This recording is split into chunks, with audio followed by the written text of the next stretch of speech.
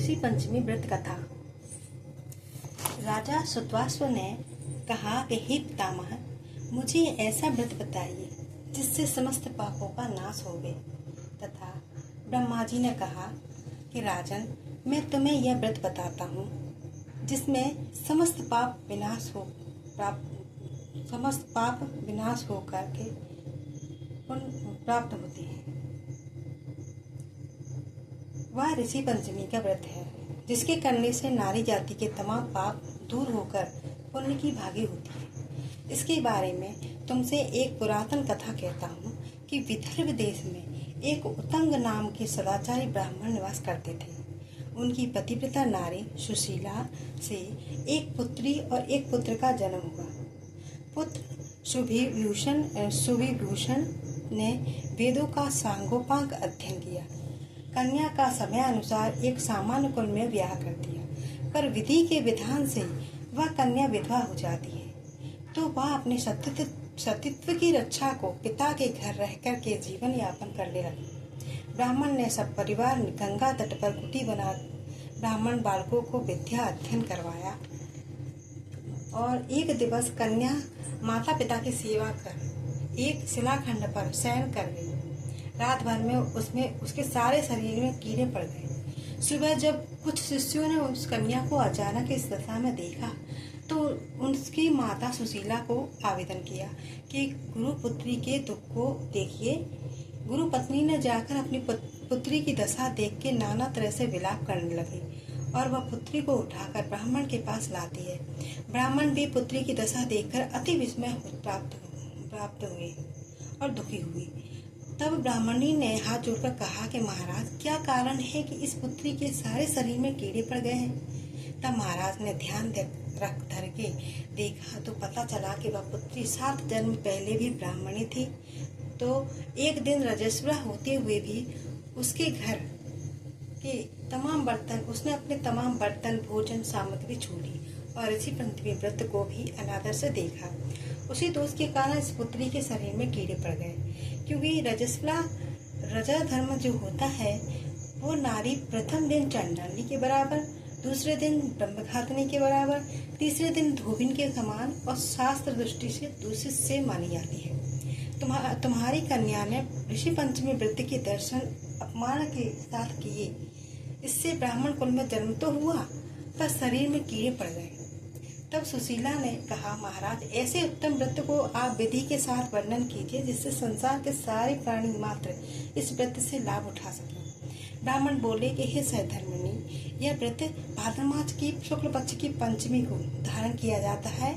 पंचमी के दिन सुंदर नदी में स्नान कर व्रत धारण कर सायंकाल सप्त ऋषियों का पूजन विधि विधान से करना चाहिए।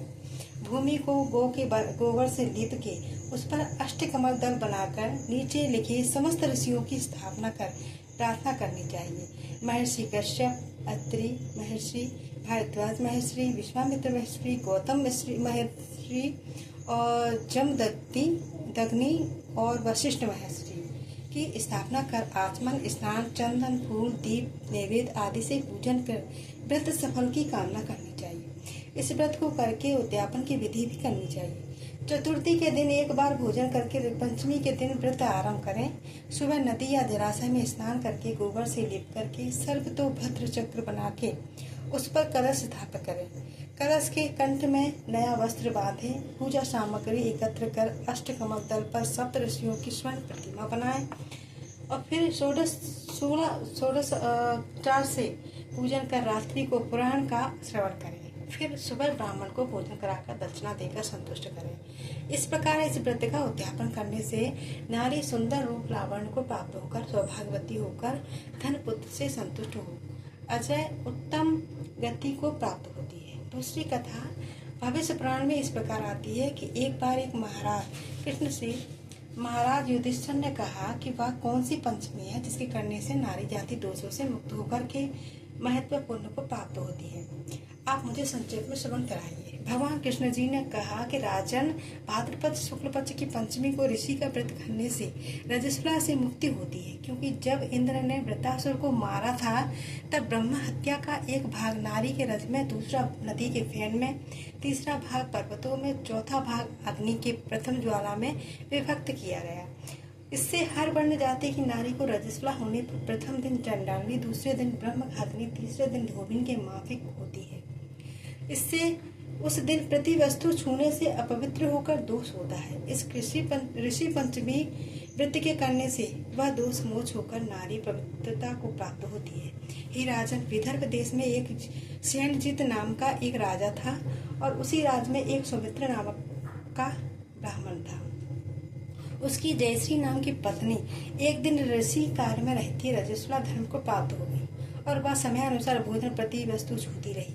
इस प्रकार समय पाकर दोनों पति पत्नी की मृत्यु हो गई, जिससे मरने पर ब्राह्मणी को कुतिया का जन्म मिला और ब्राह्मण को बैल का जन्म मिला। पर इन दोनों को अपने तप के प्रभाव से पूर्व जन्म की बातों का स्मरण था और यह दोनों प्राणी अपने ही पुत्र के घर पालित हुए। एक दिन पितृपक्ष में ब्राह्मण भगवान ने अपने पिता की श्राद्ध तिथि में विधि के साथ ब्राह्मण भोज रखा और अपनी पत्नी को स्वादिष्ट पकवान बनाने की आज्ञा दी।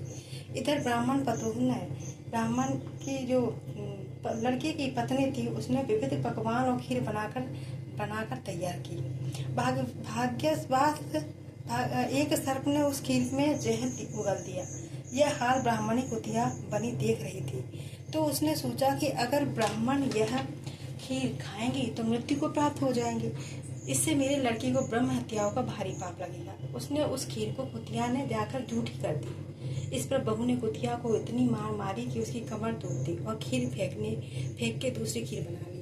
फिर श्राद्ध कर सब ब्राह्मणों को भोजन कराया। रात को कुतिया ने जाकर अपने पूर्व पति बैल से दिन में होने वाली सारी घटना बताई, तो बैल बोला कि प्रिय, तुम्हारे ही पाप के संसर्ग से आज मुझे बैल होना पड़ा है और आज मेरे लड़के ने दिन भर मुंह बांध कर रोता है और अभी तक एक मुट्ठी घास भी नहीं डाला है।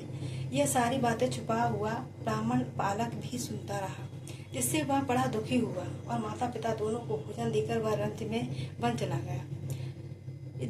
उधर ऋषियों को उसने दंडवत करके पूछा, महाराज, मेरे माता पिता कुतिया और बैल योनि में हैं, वह किस प्रकार हैं? योनि से छुटकारा पा सकेंगे, ऐसा कोई उपाय बताइए। इस पर ऋषियों ने बताया कि तुम्हारे माता पिता ने रजोधर्म दोष से कुतिया और बैल का जन्म पाया है। इससे तुम घर जाकर के विधि से तब ऋषि पंचमी को करके उसका फल अपने माता पिता को समर्पण करो, जिससे वह इस योनि से मुक्त होकर स्वर्ग प्राप्त करे।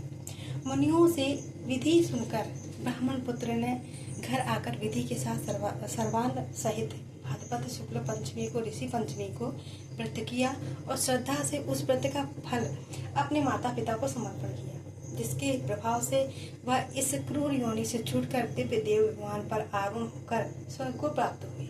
हे राजन, जो नारी इस व्रत को विधि के साथ करती है, श्रद्धा से संत ऋषियों का पूजन करती है, वह नारी भयंकर रजस्वला दोष से छूटकर शीघ्र ही धन पुत्र आदि के सौभाग्य रूप को पाती है। इस व्रत को करना नारी जाति का मुख्य कर्तव्य है। इससे तन मन आदि के दोष से मुक्त होते हैं। जो फल तीर्थों के करने से, दूसरे व्रतों को करने से आदि से प्राप्त होते हैं, वह फल इस व्रत से अनायास ही नारी जाति को मिलते रहते हैं। हे युधिष्ठिर महाराज, इस व्रत का ऐसा महत्व है